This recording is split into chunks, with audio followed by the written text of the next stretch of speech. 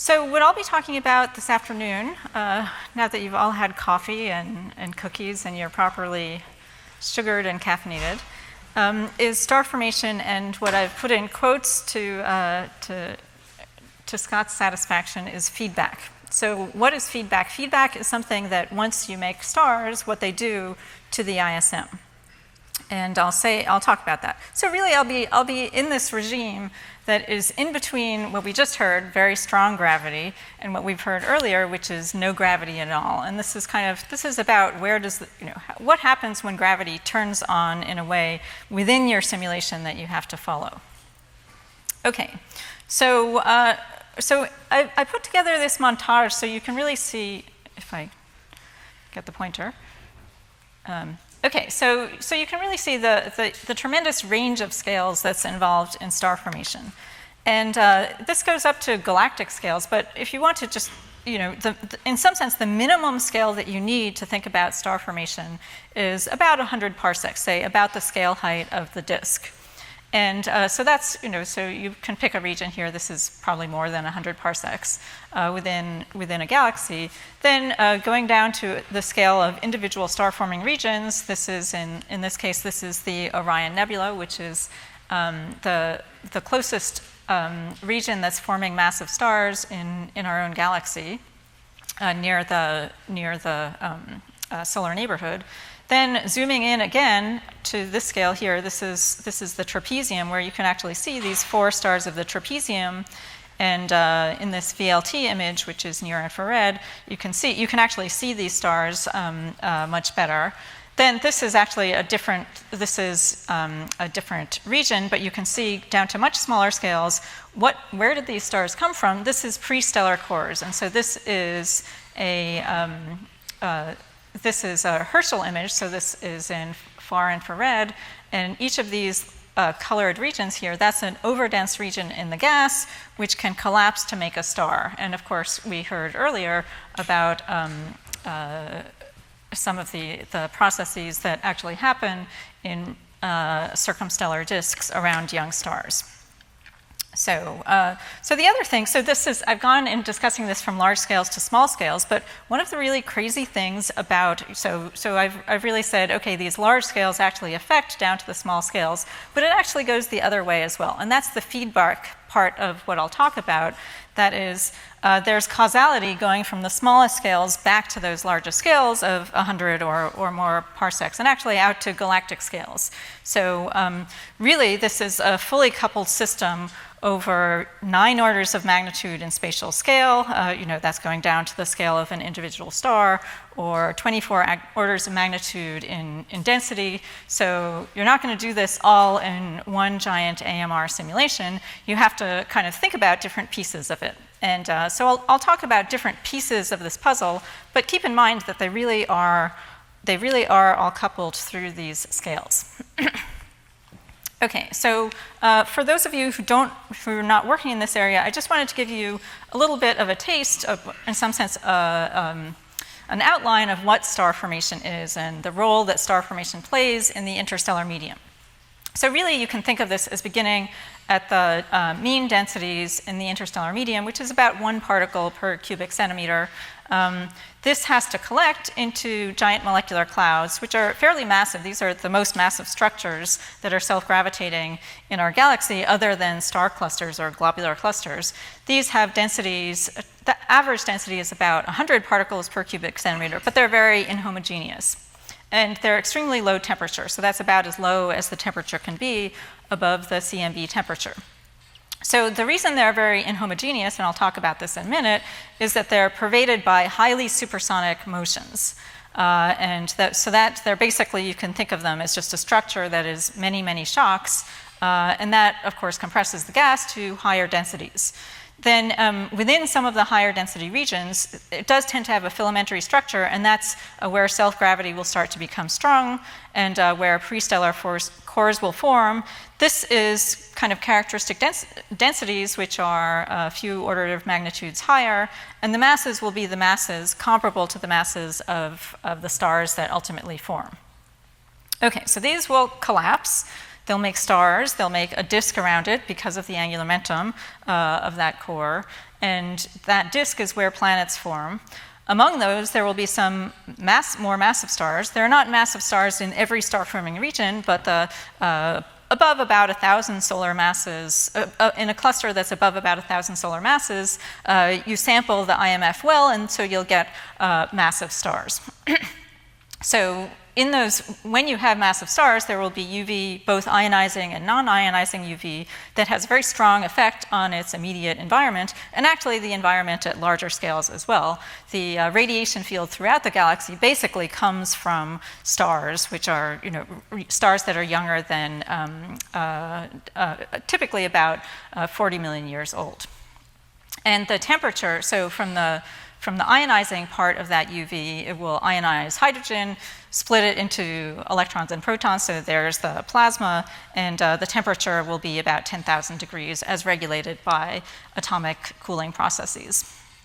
So in going from 10 degrees to 10,000 degrees, the density hasn't changed instantaneously. The density will evolve, but you've raised the pressure enormously. So essentially, you've set off a bomb when you create an H2 region. That expands, and it will affect all of the gas around it as well. In addition to that high pressure from ionized gas, there's also the non-ionizing UV is absorbed. It's absorbed by dust. And that carries momentum with it. You have a stellar source, it's radiating. There's a very directed momentum from that radiation that will be absorbed or scattered off the dust, and that dust then collides with gas, and that pushes on the surrounding gas in the cloud. So stars with masses above about 8 solar masses will end their lives as supernovae. These supernovae have a tremendous effect on their surroundings. So all of these things, I guess, starting here, this is all feedback. This is a form of feedback. And they'll explode, and the blast wave propagates into the surrounding interstellar medium and really does a lot of interesting things. So it can do things to the cloud if these stars are still embedded in their parent cloud. And it can also do things if this was a runaway O-star, or an O-star that formed towards the end of the lifetime of a cloud, then it basically would be exploding in the diffuse interstellar medium rather than a cloud, and that's where its energy would go. So this is kind of from start to end of a given cycle, but of course this whole process takes maybe 10 million years. And the galaxy is much, much older than that. So our galaxy has is an ongoing process of star formation and feedback, and that's really what maintains the ISM, and in fact the whole galaxy as it is. And if we look at our own galaxy or other galaxies, they're really maintained, and the evolution of galaxy formation is essentially controlled by these processes happening within individual galaxies. Okay, so with that picture in mind, what I'll talk about is some of the roles of turbulence, thermal pressure, and magnetic fields in formation of individual stars. And then I'll talk about how do we quantify feedback, because I've used words to describe it, but we'd like to be able to use computational methods to actually quantify what these feedback processes do, on what scales, quantify the effects of feedback. And then I hope that I'll have time to say how that can lead to self-regulated star formation. Okay, so here we are back to Orion. Good, so you can see in this image, this is turning on and off the radio image of this cloud. So this is Orion A, that's the trapezium right there. That over here is Orion B. This is a constellation I know, so probably you know as well. I don't really know a lot of constellations, but this is a nice one. You can see it in the winter. And you can see, this is where the star-forming region is. So if you want to tell people who don't know anything, you can say, that's where stars are forming. Okay, so actually this cloud is kind of typical in that the fraction of material that's in stars is quite low. So only about 1% of this cloud is in stars. And in fact, that's maybe between 1% and about 10%. So most clouds do not you never see clouds that are sort of almost all the material is stars, unless most of the gas has been dispersed. So star formation, people will often say, observers will say, star formation is inefficient. You don't see, most of the material doesn't seem to be going into stars. What I'll be discussing is, it's not that star formation is inefficient, it's actually just you don't need much mass to get energy out, and really it's the energy that matters. Okay. So I'll say a little bit about turbulence, and just to kind of give you an idea of the scales. So on large scales, molecular clouds, like the one I just showed you in Orion, has a gravitational energy which is comparable to the kinetic energy. And so then you can divide both sides of this equation by r cubed. That mass over r squared becomes a surface density. And that m over r cubed becomes a density. So you can compare that energy density with the pressure of the diffuse ISM. It's much higher in a cloud than in the surrounding diffuse ISM. So that's what makes it a self-gravitating structure. Within clouds, there's what's called a line with size relationship that says that the turbulent velocity dispersion, if you measure at some scale or you measure at some larger scale, increases proportional roughly to the 1/2 power of the size scale. And that's what's consistent with what a Berger spectrum, which is basically a system of shocks. So just rearranging this, at cloud scales, you can say that the velocity dispersion is just comparable to g times the surface density of the cloud times the size of the cloud. And that's what's shown here, just taking the square root of this equation and dividing by the r to the 1/2. You can see it's basically goes as the square root of the surface density. And this is giant molecular clouds here, and this is denser, kind of like IRDCs, more higher surface density regions. And basically you get this scaling at cloud scales. Then within clouds, the velocity dispersion varies as this 1/2 power, and that's what's shown here. This is GMCs, and then this is substructures. This is GMCs down here. This is substructures within clouds. So the sonic scale is down here. It's typically at about 1/10 of a parsec. That's the scale where the sound speed, which is very small, only a few tenths of a kilometer a second, where the turbulence is comparable to that. So below that, it's subsonic, but above that, it's supersonic. So essentially, over a wide range of scales, clouds are highly supersonic. And this is just to say that one of the things that magnetic fields do in a turbulent system is that it makes the turbulence anisotropic with and this is from simulations. You can see the anisotropy of the direction, which is with K perpendicular to the magnetic field, has more power than with K parallel. And that's really just because the magnetic field provides tension, so that direction is more difficult to bend, and you tend to have more power in the direction where K is perpendicular to the magnetic field. And this is from an observed cloud where you see that same sense of anisotropy in the power spectrum. And that's only true if you have a sufficiently strong magnetic field. So in some sense, it's not very accurate, but it does tell you that magnetic fields are non-negligible when you see something like this anisotropic power spectrum. And this is just showing, this is in the Taurus cloud in many different regions, showing this anisotropy. Okay, so because turbulence, the power spectrum increases, I said it increases as the 1/2 power of the size. That means that the larger scales dominate. And this is going back to very early simulations that Jim and Charles and I did. You could see this even in these low resolution simulations, that the larger scales are dominating the density structure, because the overdensities are just a product of this turbulence. And that has the consequence in real clouds that star formation is concentrated in these large-scale filamentary structures, and also within those in the densest regions. So this is a little bit hard to see, but each of these points here along a filament is you absolutely can't tell the difference between squares and circles, but some of those are protostars, and some of them are later stars. Here you can see the green ones.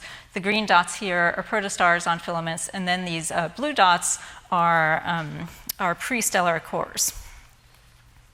So another interesting feature of the aspect of the fact that these clouds are magnetized is you can look at the polarization. So polarization tells you something about the magnetic field, because if you have a magnetic field, this is the magnetic field, here's a spinning dust grain, so it tends to align with its long axis perpendicular to the spinning dust grain. And that means that either the polarized emission, which will have polarization parallel to the dust grain, that polarized emission in submillimeter, as we see here from this is the kind of drapey part from Planck, that tells you the direction perpendicular to the magnetic field. And for polarized extinction, the transmitted component is parallel to the magnetic field. So you can put those together, rotating one of those directions. And that's what's shown here for a number of different clouds. And an interesting thing here is that the higher column density structures are basically tend to be perpendicular, oriented with the magnetic field perpendicular to them. So that is telling you, is suggesting to you that the action of gravity in collecting these higher surface density structures really will move matter along the magnetic field. Okay, so I mentioned prestellar cores, and this is from recent Herschel observations where they made an effort to kind of analyze the cloud, identify core structures, as I showed you in this. This was in my first montage. This is individual core locations. And here's the core mass function that the Herschel group derived from this. So here's the core mass function. And what they pointed out, and they got a lot of attention for this, and this was done actually earlier by others, was to say, oh, look, this has a kind of comparable shape in terms of its dispersion and overall shape to the IMF. So this led to the suggestion that if you want to know what sets the masses of stars, well, you just have to look at the masses of cores. And then it's an interesting question for MHD, which is what's the origin of this mass spectrum of cores? And you can, the other thing that's evident is that there would be a factor of a few shift to make the IMF, so that could be interpreted as mass loss in winds. And so regions that form high mass stars are actually more distant, and so we don't have the same resolution for these. But this is a case where this is actually a well-known star-forming region, M17, and where you can see this is an evolved older region. This is currently star-forming. And then this is an IRDC, an infrared dark cloud, which is quite massive. This is like 10 to the 5 solar masses, originally observed just in, it's dark against the infrared background. And so this is a region which can potentially form high mass stars in the future. So this is interesting for looking at what the structure of kind of future star clusters is. And so this is something that's only been done recently, which is to use submillimeter arrays. This is from the SMA, I think maybe could be from ALMA now, I'm not sure, going to high resolution to look at what is the structure within these very dense regions. And what it looks like is that you can see these dense regions that break up into substructures. So why are there substructures? They're basically substructures because of the turbulence. And essentially, there's never been found any region that is turbulent that is smooth. Well, that's kind of obvious if you do any kind of fluid dynamics. You know that if it's highly turbulent, then the density will be affected by the velocity. But the observations do agree with this. And so what that means is that anytime there are high velocities, it will create substructure. And the substructure is such that goes down to scales where these individual cores have masses comparable to the gene's mass. So that's suggesting that there is some structure that comes from gravity. Okay, so here is this is from cores that are closer to us, so they can be individually resolved, unlike those more distant ones. And if you look at the substructure in individual cores, this is just intensity mapping through a core, I think this core. And what it looks like is essentially equilibrium isothermal structure. The velocity dispersions are quite low. This is just showing you the velocity dispersions compared to I guess this is showing that it's basically only transonic at most in the internal velocities. And how long do these cores last? They last at most a few gravitational freefall times. So you can say you observe their density, you count the relative number of systems in different stages of stars or embedded objects, and you can use that under assumptions, of course, to infer the lifetime of the stage, and it's a few times the freefall time. So these cores are formed by turbulence with gravity acting. What happens to them? Well, the classical theory is that if you have a mass which is greater than this Bonner-Ebert mass, which this has the same dimensions as the Jeans mass, but it has a coefficient which is different from the Jeans mass. If you get above this Bonner-Ebert mass, then that structure is not stable. And this is just showing a sequence of spherical equilibria going from low concentration, if you consider the ratio of the central to the edge density, to high concentration. Everything down here is stable, then there's a critical value, which is this one, and then it's unstable above there. So the critical case has a central to edge contrast of a factor of 14, and then just over here, this critical Bonner-Ebert mass is about 1/5 of the Jeans mass. Just so that you know, people will often say Jeans mass when they think of something being gravitationally unstable. Actually, the critical Bonner-Ebert mass is lower than that, so reduced to 20% of what everyone says. Okay, and just an exercise, if you've never done this, this is a nice thing to do, which is you can just integrate this ODE and compute what essentially what the Bonner-Ebert mass is by showing that if you just plot the mass as a function of the ratio between the central and edge density, the Bonner-Ebert mass is the maximum that you can have for this family of solutions as a function of this ratio between the central and edge density. So that is an exercise for your spare time. Okay, so what happens, what happens to the cores that are unstable? Well, the idea has been, and this goes back to the late 60s, that an object that is unstable can actually collapse gravitationally. And this shows from Larson's kind of prophetic his prophecy in 1969, what happens. So that he started with uniform density, and he showed that it basically evolves to this sequence of internal structures where the profile, this so-called Larson-Penston profile, the density goes as r to the -2. So it basically redistributes the mass in the interior to get this profile with, the only units in the problem are going to be the sound speed and g, and so that's the profile with that coefficient. So as it's redistributing, and that's what's shown here, the velocity, this is an outside-in collapse, so initially the velocity is only non-zero in the outside, and that propagates to the inside, and at the point of singularity, when the central density becomes infinite, the velocity will reach this asymptotic value of -3, I think it's 3 point something at the interior. Okay, so after that, basically, so there's a collapse, and then there's infall. And so this is, you get this profile, and then there's a rarefaction wave where material just collapses in. It's basically become equally unstable at all scales, and then it collapses with the inside accreting first because the density is shortest there and the time scale is shortest. And so basically you accrete in material starting from the inside, and you basically eat away this core. So that's kind of the classical theory. You'd say, this is incredibly idealized, is this really true? And the answer is, it actually does seem to be true. So even if you do a simulation which is, highly turbulent, cores form, you can look at the properties that cores form, and this is from Munan-Gang simulations. Wave Munan. muons there.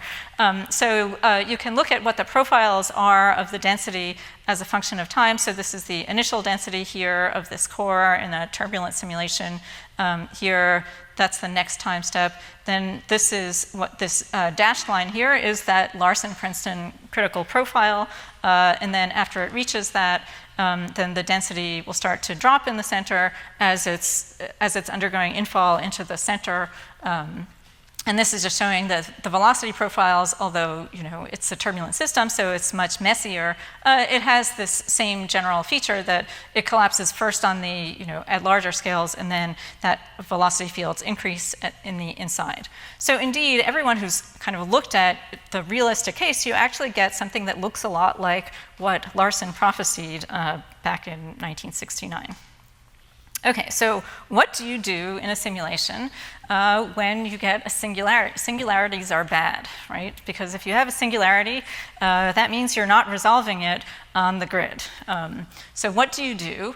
Well, what people do, so you can either stop and go home and do something else, or you can say, okay, I can't resolve this region. This is making the solution bad. The code is grinding, the time step is going to 0, I have a bad solution here. So what do? What people do is you introduce a sinc particle. And there are various different criteria and implementations of sinc particles, but that's pretty much what everyone does in order to do any kind of self-gravitating simulation over a timescale beyond beyond this core collapse. And so what are the criteria? Well, typically there's going to be, you want to have some density. You may want to have a number of different criteria. So one criteria would be that generally everyone uses is there should be a density threshold. From AMR simulations, Truelove and collaborators found that they formed, the fragmentation produced unphysical structure if they didn't resolve the gene's length by at least 4 zones. So a lot of people use this criterion, which is basically saying 4 zones over a gene's length. We introduced another criterion, which is basically based on this Larson-Princeton solution, saying you want to be able to resolve the density in the or at the size scale of whatever your resolution is. You want to introduce a sinc particle when the Larson-Princeton solution, when the density reaches what you would expect from that Larson-Princeton solution, and that's what's given here. So in addition to a density threshold, you might worry, well, if there were a very strong shock, you could reach that density just because there's a strong shock. So you wouldn't want to introduce this whole string of sinc particles there. So there are other criteria that generally people add in addition to a density threshold. One of them is that this zone where you believe that there should be a sinc particle is a minimum in the gravitational potential. So that is another criterion people generally use. Another that you can check is that there's a converging flow, which if you just had a single shock, you wouldn't generally have a converging flow from all directions. And you want to do this in the frame of the zone that you're looking at. Okay, so there's a number of different implementations. One thing we looked at in this paper, is how do these compare if you use different implementations? And it's actually quite similar in terms of the evolution of individual sinc particles. If you use similar, they're not identical, but if you use, for example, this density threshold versus this one, it basically has the same value.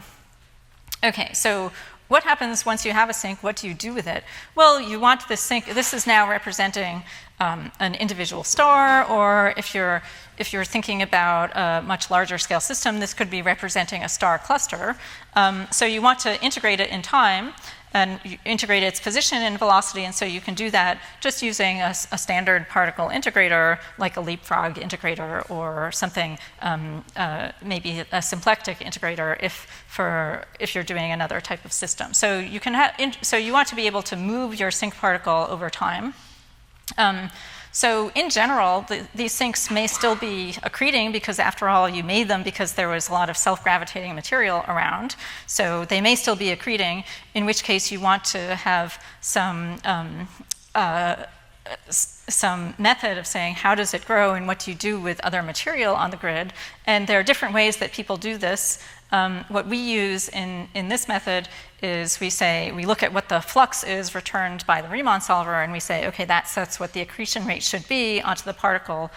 Some other people say, basically, they'll take any density in excess of the threshold and they'll just add it to the sinc particle. So there are different ways that you could do that. And one of the things that you want to do is whatever method you use, you want to see that, that your results are reasonable. So, I'll show you in a second this code test, which actually can help to show you whether your accretion method is reasonable. One other point to make is, so you've introduced a sinc particle, but if you think about it, you don't want to do, you can't just introduce sinc. So suppose the resolution were really low, then this density would be kind of low.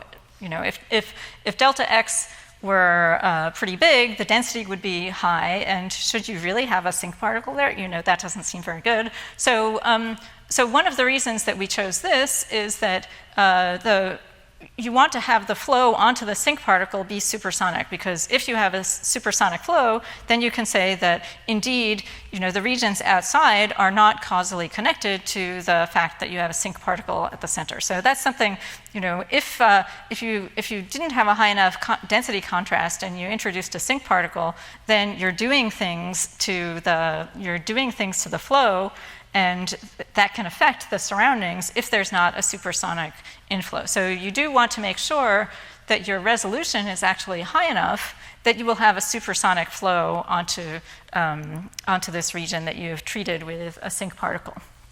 So that's kind of people don't kind of highlight that, but that's something that you really want to make sure of, that you don't just add sinc particles that then can be affecting their surroundings. Okay, and as with anything else, you want to test to make sure that your implementation is reasonable. So here's a code test that we found particularly useful. That is if you use this is the singular isothermal sphere. There's actually a family of singular isothermal spheres, and this is this rarefaction wave that propagates out over time, and you can check to make sure that indeed when you put a sinc particle there that you still have the rarefaction wave that you should have. I don't think I brought it here, but you can check also that this same thing happens if you're moving the particle, that it's Galilean invariant, and you still have the same accretion rate even if you're moving the particle on the grid. So you want to do these kind of tests to make sure that your implementation can actually recover analytic solutions where there are analytic solutions, and that can give you confidence that it will also work in the real application that you want to do, where there is, in general, not an analytic solution. Okay, so here's just an example of a global cloud with sinc particles that are forming. So you can see here's a sinc particle that forms in a high density region, and these evolve under their mutual gravity and under the gravity of the surrounding gas. Okay, so let me then talk a little bit about kind of a closer up view of star formation. And what I'll show you now is you can kind of think about, suppose you take some piece of a cloud where there's a supersonic inflow and there's a post-shock layer, and you'd like to ask, well, how is fragmentation and gravitational collapse happening in this region? And so here you can see that filamentary structures are forming, and within them, here are sinc particles that are forming, and material is flowing into them. Okay, and so one of the things that's interesting to do is to say, well, how do the cores compare to observed cores? And this is what Moonan did in her paper from last year. I think that's the correct year. So here's all the cores that she identified in her simulation, and then there's a comparison to, this is for different Mach numbers, and there's a comparison here also to the observed cores, both the overall core mass function and the self-gravitating cores. One thing to notice here is that, there's this idea that the core mass function is kind of telling you everything you need to know about the IMF, but actually, it's not telling you everything, because this is missing the high mass. It's kind of missing the high mass end, which would be the high mass end of stars. both in the simulation and in the observations, which is kind of interesting. And that may tell us something about how the high mass cores form. In particular, they may form by just continued accretion, and indeed in the simulations, you can accrete all the material in the core, but it actually keeps accreting from its surroundings. So that may be, maybe telling you something about how high mass stars form. Okay, so another thing that you always have to, I just need to mention this, anytime you're doing an application, just as when you're developing a code, you're interested in what's the order of the solution, so you do a convergence study, but you also want to do a convergence study in any application, because if you haven't checked, how resolution is affecting your results, and you're doing something that's, we're often doing things that are completely dominated by turbulence, whether it's an accretion disk or a piece of a galaxy, well, you don't know what the answer should be, so you'd better do a convergence study to see, how resolution is affecting it. And that's what Moonon did here for looking at the core mass function. So this is at different resolutions. So let's just look at this, for example. Actually, maybe we'll just look at this one. So any of these are different resolutions, and the core mass function is shown with different line types here. And you can see that the peak of the core mass function is the same at different resolutions. What's different is at higher resolution, at the highest resolution here, it extends down to a smaller scale. As you would expect that you can resolve smaller things at higher resolution. But what Moonon showed is that the peak of the core mass function is resolved. So, and in fact, in the previous literature, there were all kinds of statements about there is no minimum mass core in isothermal turbulence. Well, there is, and Moonon found what it is. So resolution studies actually, you want to make sure that your results are not resolution dependent, but it also is telling you about physics. Okay. So I mentioned magnetic fields before in talking about the filamentary structure, but what do magnetic fields do in star formation? One of the things that they do is that they can affect the ability of gravity to induce collapse. And so the ideas about this date back to the late 50s, and in particular, Mestel and Spitzer pointed out that for an object to contract gravitationally, its gravitational energy has to exceed its magnetic energy, and you can just take the ratio of these and show that is, you can write that as a mass to flux ratio.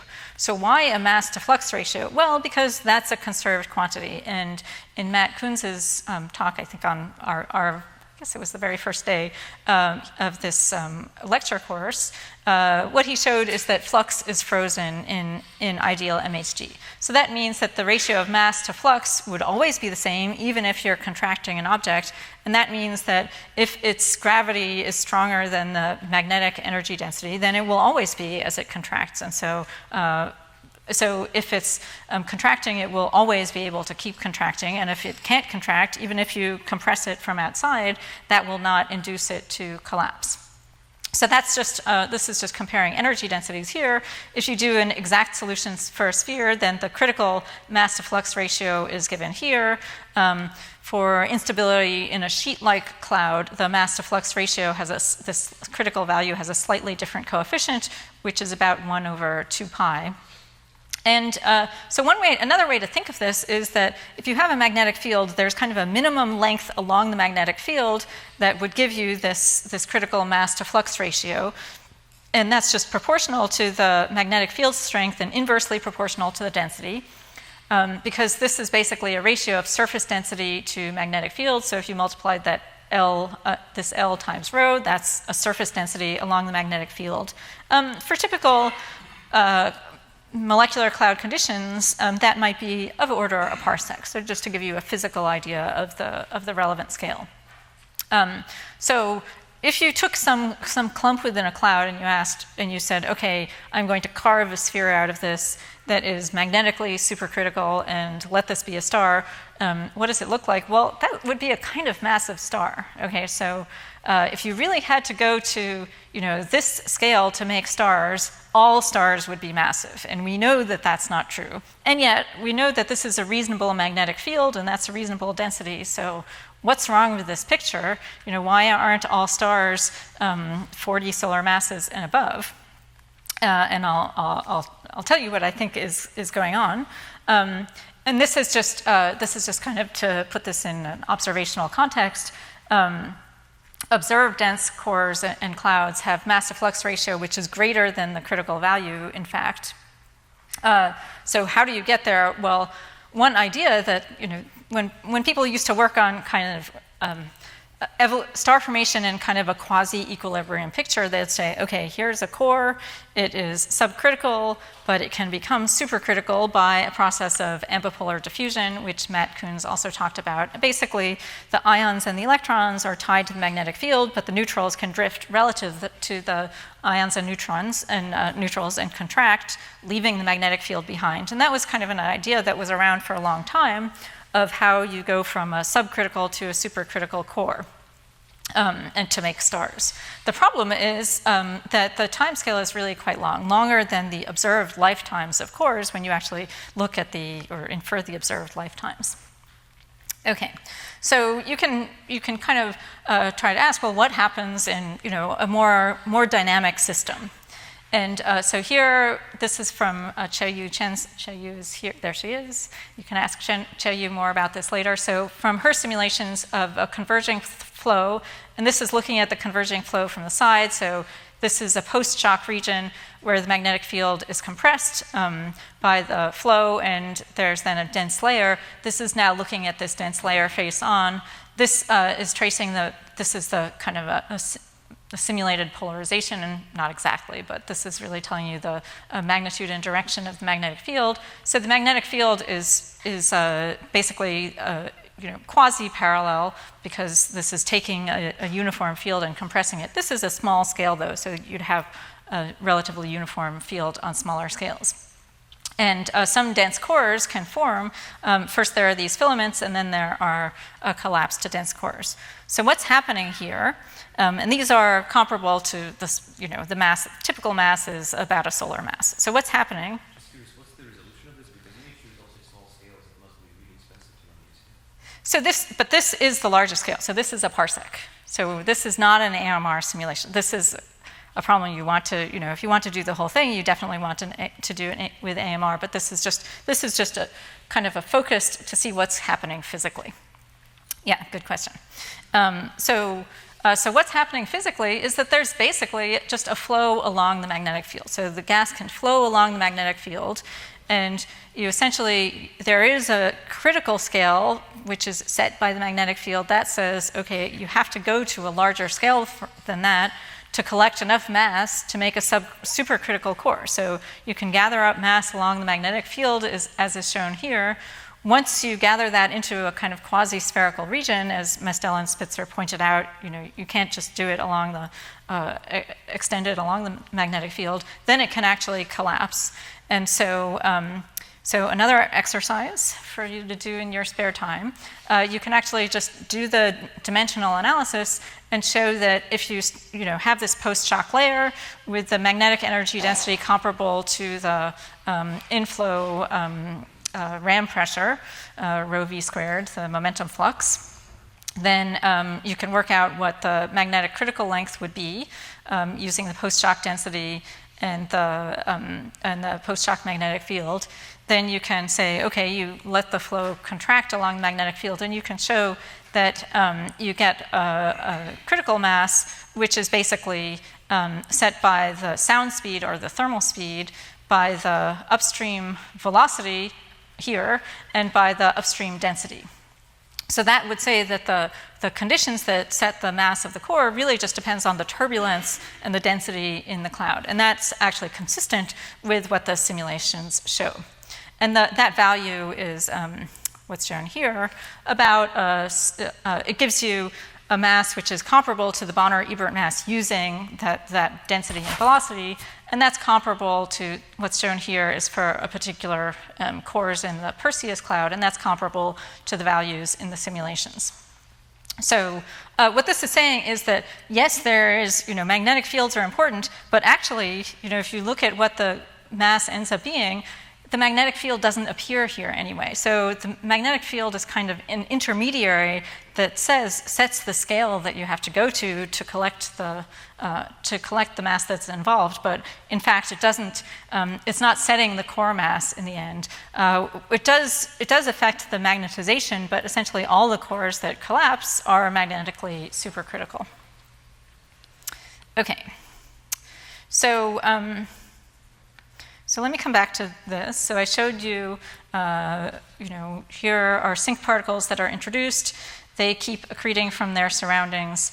They merge, actually, so you have to allow mergers under some circumstances. And the thing to notice is, all the material, if you just let it go, all the material gets eaten up by sync particles. Why? Because, well, why shouldn't it?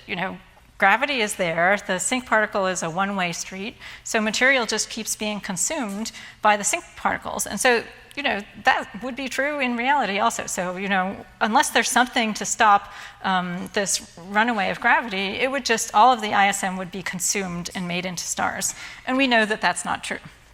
So, to understand what the ISM is really like, we really have to, actually allow ourselves to be, persuaded by observations that, yes, there's something other than, gravity, magnetic fields, and gas pressure, and that is that when you make stars, they actually affect their surroundings in a big way.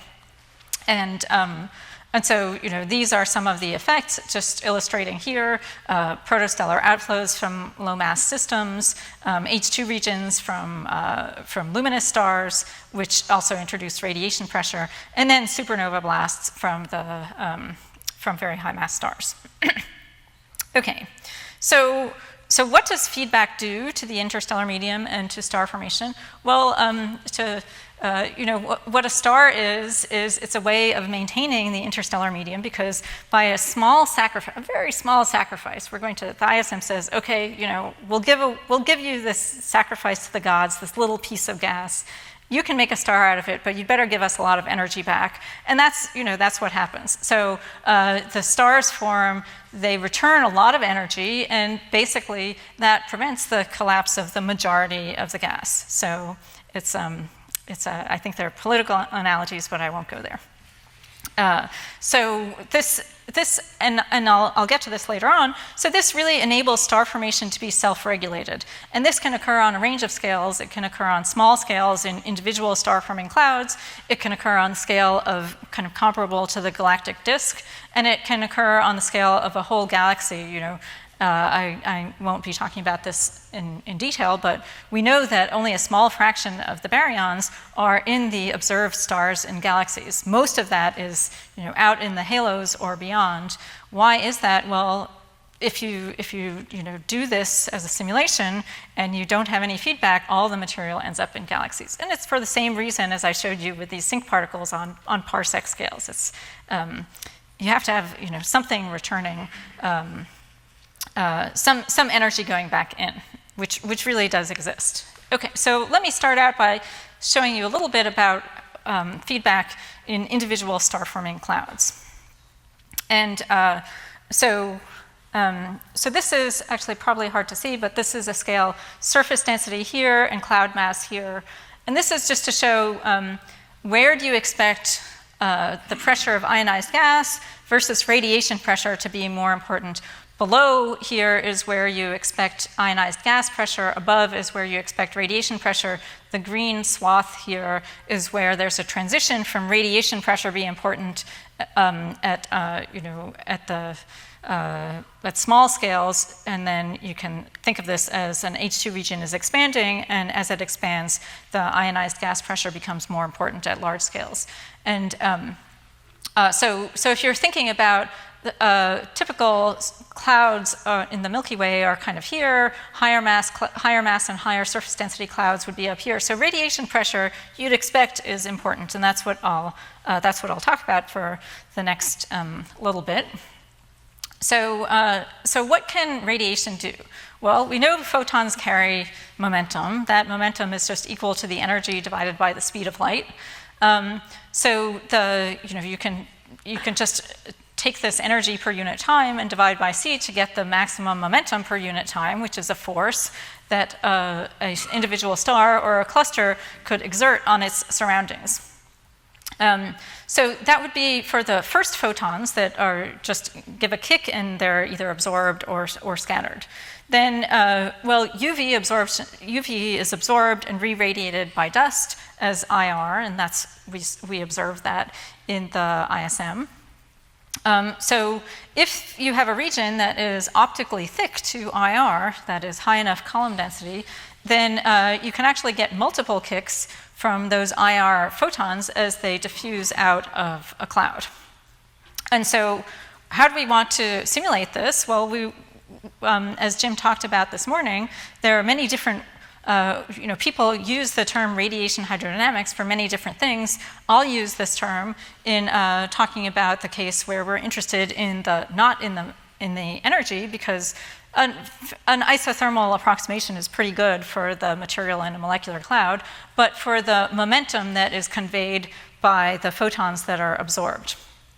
And as I showed you before, we use star particles to represent gas that has collapsed. In this case, these are larger scales, so those would be actually clusters rather than individual stars. Okay, so the radiation hydro methods we use are one that uses this M1 closure Jim talked about this morning, so I won't talk about it in detail. It's a simpler closure, so it's not using the full angular resolved radiation field. The advantage of this is that it's a less expensive method, so it allows you to explore parameter space. So the other thing that we use in this method, and I refer you to the paper here for a full description, is we use the reduced speed of light. And the idea here is that you don't really need to use the real speed of light, and you can take advantage of explicit methods, but using a reduced speed of light. And what speed can you use? Well, what we showed is that if you use a speed which is large compared to, depending on whether you're in the diffusion limit or absorption only, large compared to just the maximum hydrodynamic velocity, or that times the optical depth, then basically the reason in the diffusion limit that you want to have c hat over tau be large compared to v is that is the diffusion speed of radiation. It's the signal speed divided by the optical depth through the system. So this much greater than, typically we use 10, but sometimes we use larger values. And again, what you want to do is you always want to test, does that ratio matter? And so you will run a simulation where you've increased this signal speed by a factor of 2, 4, et cetera, and you check, does it make a difference? So in this, in the algorithm that we use is an operator split algorithm. And so here's the hydro part here, where in addition to this is the mass equation, this is for the density, and here we have just a momentum equation. There's no energy equation because this is treated as isothermal. We're only interested in the dynamics. Here's the radiation force term, and it's an equal and opposite force. So you lose momentum, you gain momentum in the gas at the same time as you're losing momentum from the radiation field. And here are this is the source terms describing radiation that is emerging from these star clusters. Okay.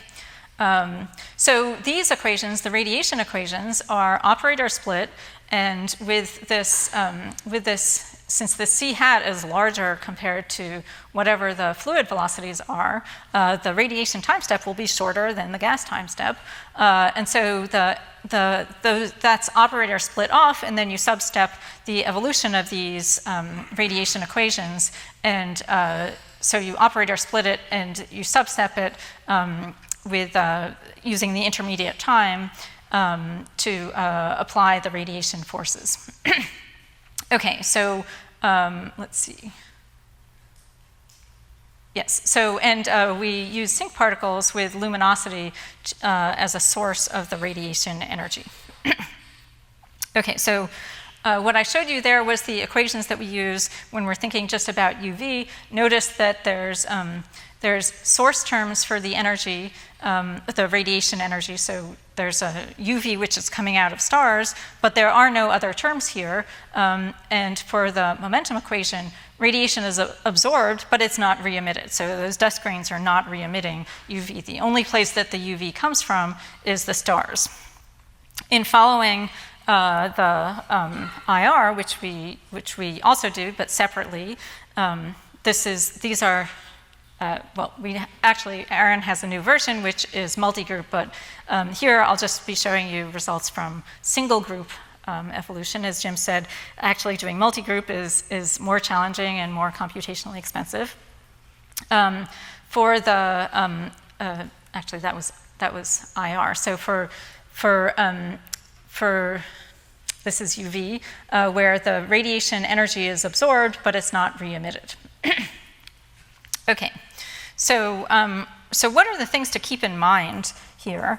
So things to keep in mind are that so I've drawn this just as a schematic to kind of give you an idea of, quantitatively, how should you think about radiation? So let's focus on this little piece of a shell here, where it has a certain optical depth, which just depends on the opacity and the mass per unit area.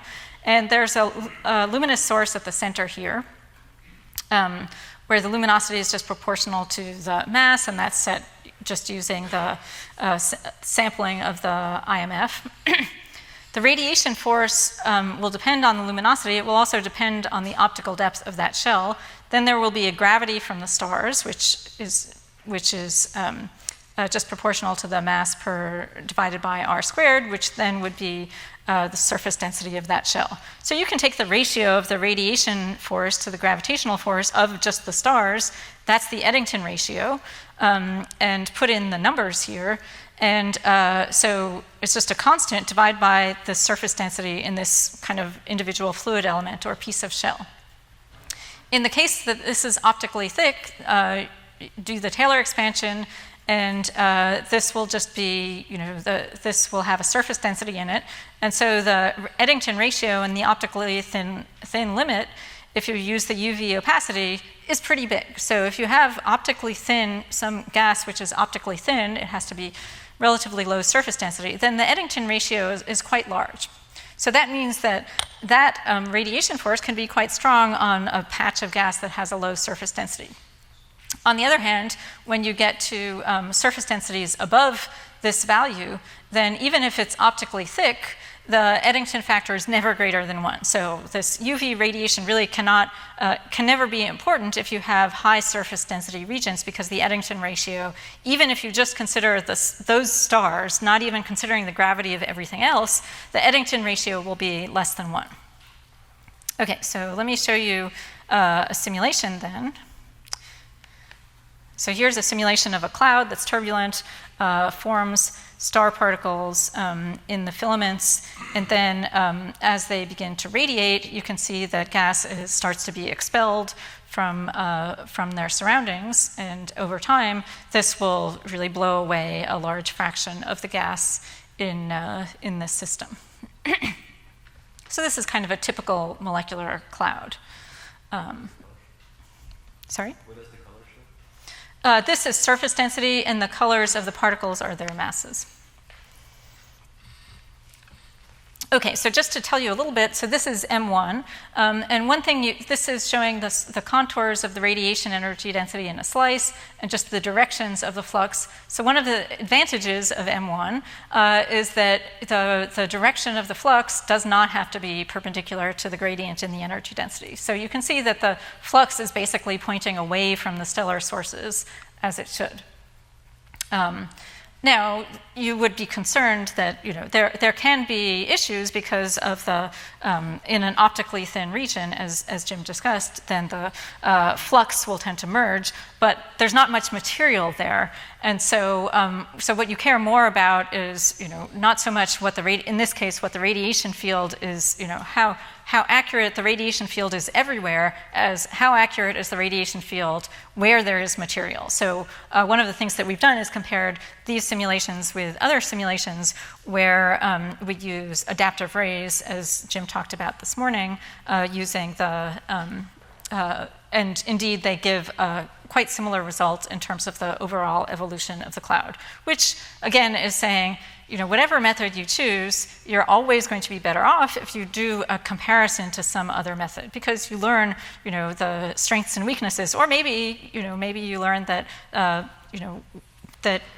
you hope to learn that you get the same results with different approaches, and so that's something that you always want to do when you can. Okay, so what does this material, what does the radiation do? Well, the radiation can accelerate gas. And so if you have some shell with some initial surface density, it can accelerate gas to some asymptotic velocity.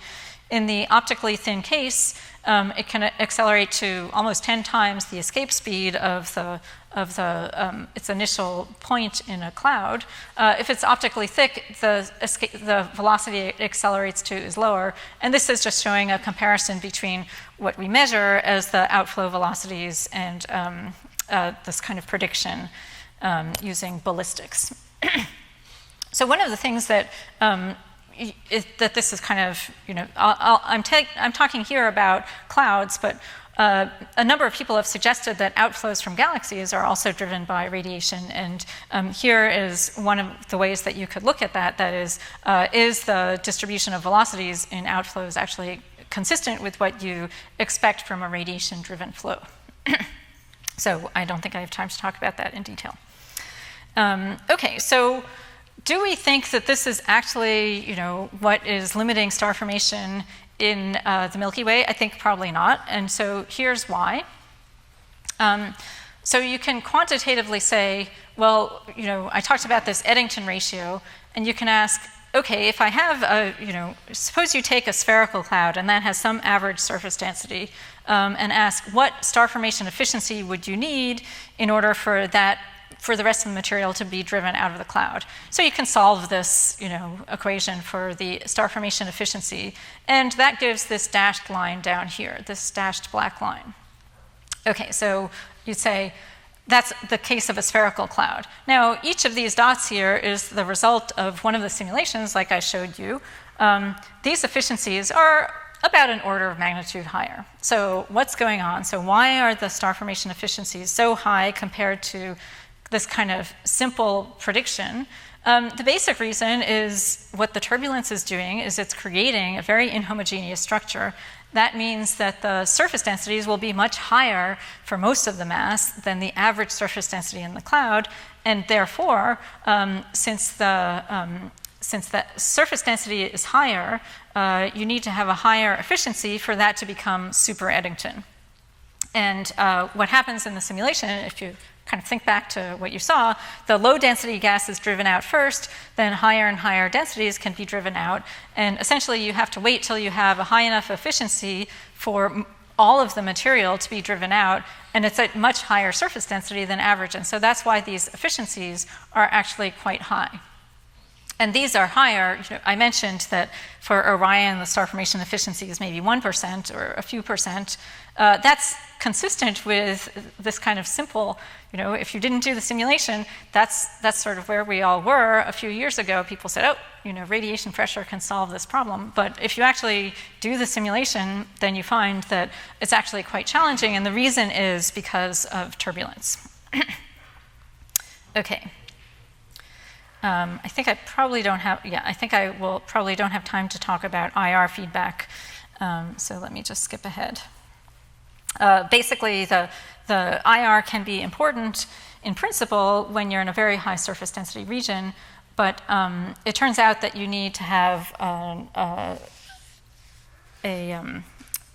metallicity or dust abundance, which is much higher than is typically present in order for the IR to give you, basically the Eddington ratio is proportional to the IR opacity, and unless that's fairly high by having an enhanced dust abundance, it doesn't have a strong effect. Okay, so I talked a bit about individual clouds.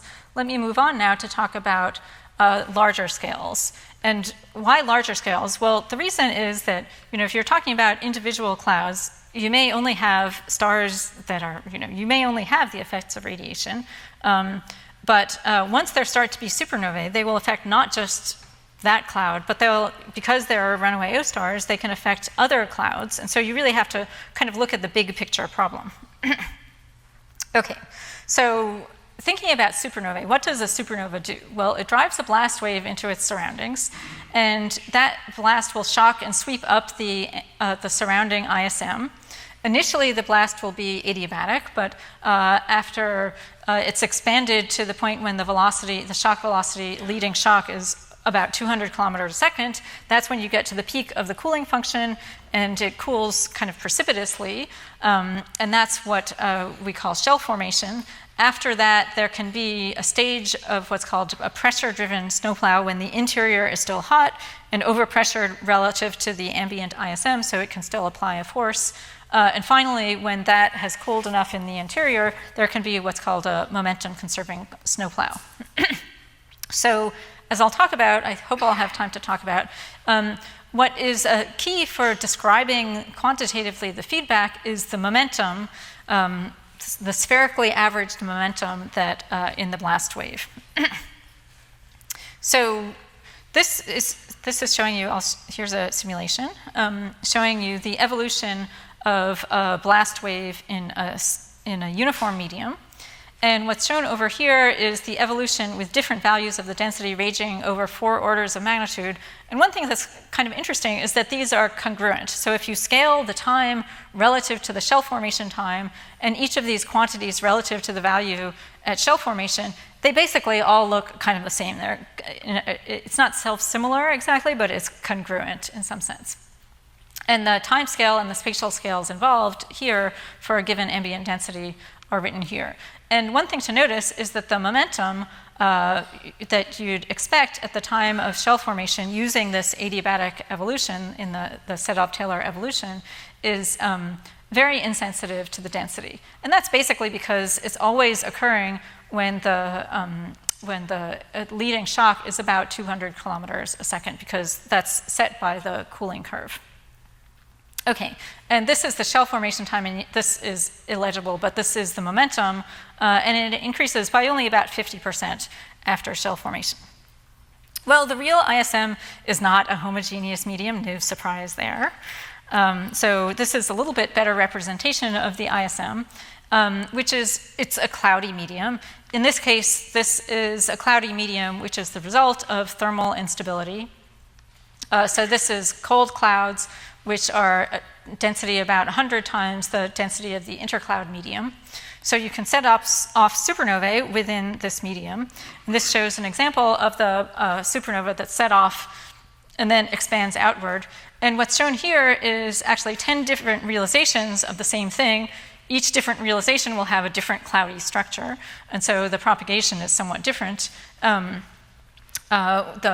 intercloud density actually sets what the maximum radius is before the onset of cooling, because basically this is propagating into the intercloud medium, and then the clouds get dragged along, but more slowly. The final momentum is quite similar to what it is in the case of a uniform medium, and again, it's insensitive to the density.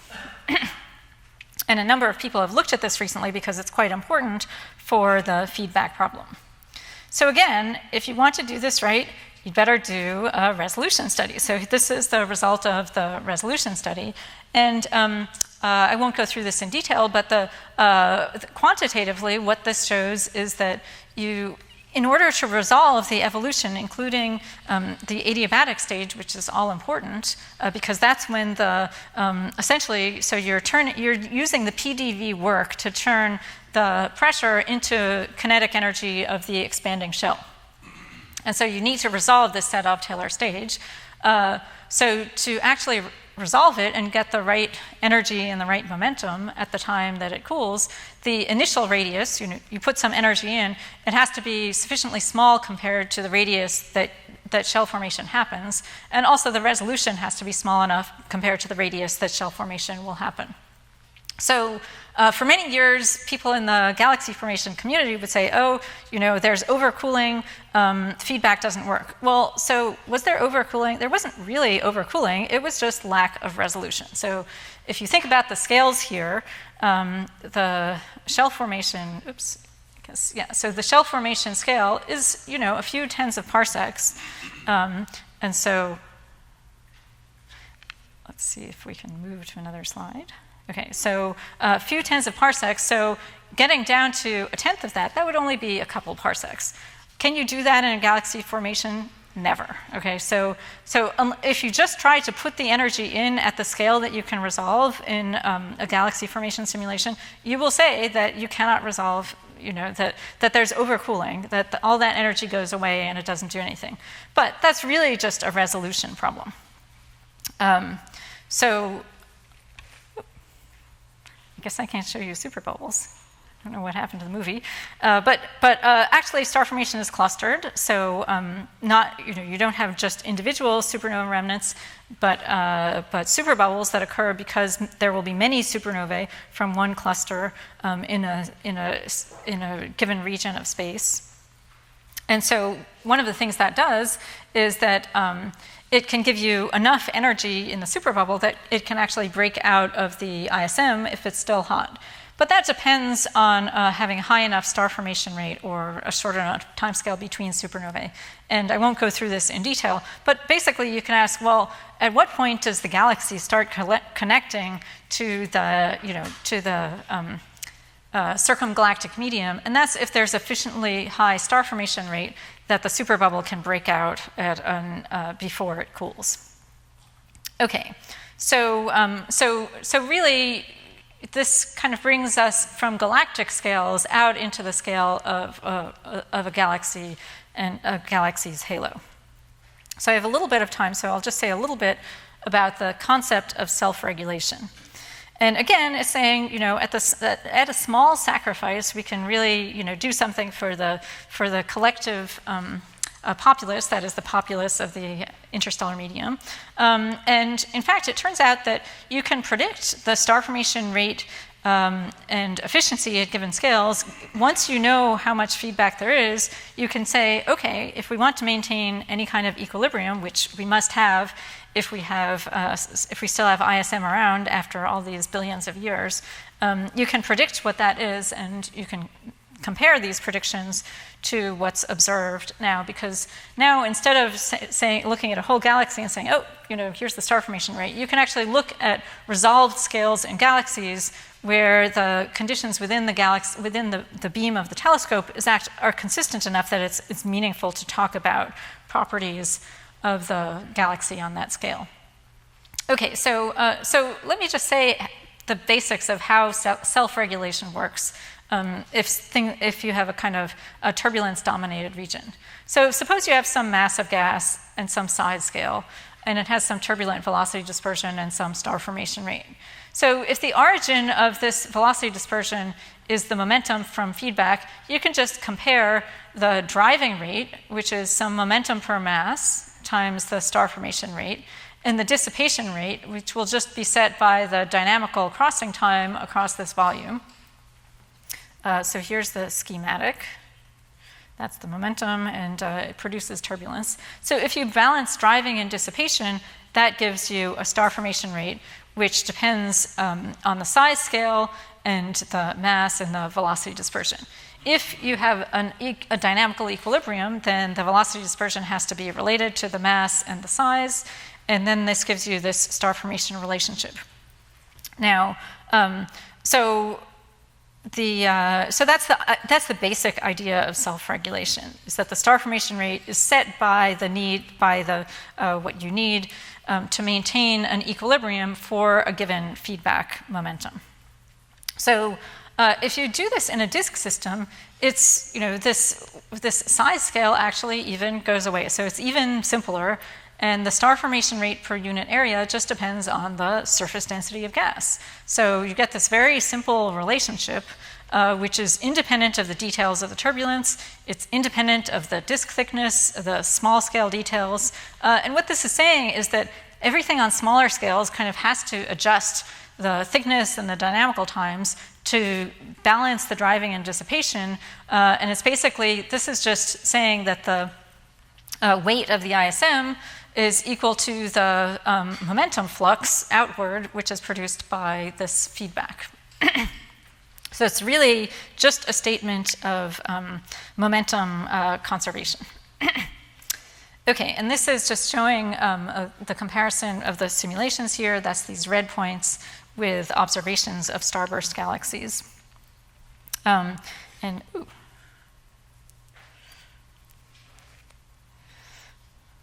Don't tell Microsoft. Okay, let's try again.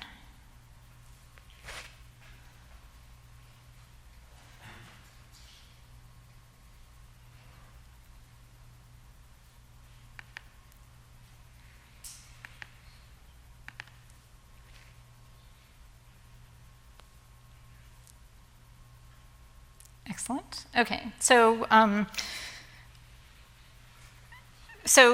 more generally, in addition to turbulence, there will also be thermal pressure and magnetic pressure, and these as well have a relationship between the pressure and the star formation rate per unit area when you're thinking about a disk system. So you can do a similar thing and say, well, what star formation rate do I need to attain a certain pressure? These feedback yields are just a property of the heating rate and the cooling rate and the properties, say, of supernova and when they cool, and of the dynamo.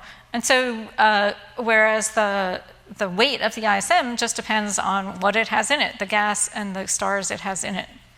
So you can calculate then what the star formation rate you expect for a given pressure, which just depends on the properties of the ISM. And that's the basic idea of self-regulation, which agrees well with what are observed in galaxies. And and this is just another, I gave you a final exercise, which is there's one, thinking about the magnetic contribution, actually it's not just the magnetic pressure, there's another term which is basically comes from the fact that there's magnetic tension, and you can just show that you need to include this correction factor if you want to look at dynamical equilibrium in a disk system. So that was just an additional exercise to play with the MHD equations. And this is just to show you the result of a simulation. Oh, and this just shows you what the vertical profiles look like in these simulations in comparison to what's predicted by the dynamical equilibrium. And this is showing you the weight here in red and the sum of all of those pressures and the magnetic stresses, which have both the pressure and tension terms. And they agree quite closely. Okay, so almost done here. Yeah, so this is just a simulation to show you, again, we want to be in this, once we're doing this, we're actually in this context where we're connecting to the outside world here. So this is a 4 kiloparsec box. Mass is leaving. So mass is leaving and joining the circumgalactic medium. So that's a galactic wind. So, so these kind of things are important not just for understanding the ISM and star formation, but, these guys here, so they can't resolve these small scales. So really, one of the jobs of looking at star formation is to tell the people who are doing larger scales what is the real, they can't resolve it. So in some sense, you always have to design a subgrid model when doing this kind of simulation. And so really, one of the jobs of doing star formation is to say, what is a physical subgrid model that we can say has some basis in resolved simulations? And I quoted here from E.M. Forster because, we really want to make connections. We're working not just for ourselves, but for the whole scientific community, and we want to do what we can for the greater good. So So one final word here. So why have I put a plastic bag on my transparency? So the one reason is Labyrinth Books is a great bookstore. So while you're in Princeton, go there. There are very few independent bookstores left, and it's a nice one. The other thing is I like these bags because of what they say here. Okay, so I've blown this up. So this is so you're all here, and there's a lot of exciting things to do. So, you've learned about a lot of different algorithms, and everyone is excited to go home and, do some great numerical simulations, develop new codes. So that's the acting part, okay? So in addition to acting, though, you do want to spend some time thinking about what you're doing. So think about what you're doing. Talk to your advisor. Why did they say that this is a good problem to do? Ask them, think about it. Also, think about what other people are doing. So you read their papers. Why did they do what they're doing? So spend some time thinking. It really is worthwhile. And finally, read. So I think that there's a bit of a tendency, because there's so many exciting things that you can do, not to read. And so there's actually a lot of value both for yourself and you'll learn a lot by reading. I can say that I read a lot of papers where it's clear that the author did not read the papers that they cited, and so don't be one of those people. So you can look at ADS and just see the titles, but that's not really enough, and it's not enough even to read the abstract, because you may be completely wrong about what's in the paper. So read and actually critically evaluate. So the thinking part is also part of the reading part. So people will say, our simulation shows blah, blah, blah. Well, if you look at their figure, maybe it doesn't show that. Maybe that's just what they want it to show. Really, I think that book bag has a message, which is you really need to be doing all of these things as a scientist, both for yourself and as a member of the scientific community. Okay, so it's really, each of these will inspire you in the other parts of it. So since this is a political season, I couldn't help myself, and I'm not particularly a fan of Kennedy, but somehow I came across this. And just to say, these things are hard, so it will take any individual, it's impossible for any of us to do this individually. So this is a collective enterprise. That's why, you want to read other people's papers, talk to each other when you're here, and do all of these. Finally, you guys are the future. So we're all of us lecturers here are just, we're cheerleaders saying, what we think will be exciting for the future, and we do look forward to what you all do. Okay, I'll stop here.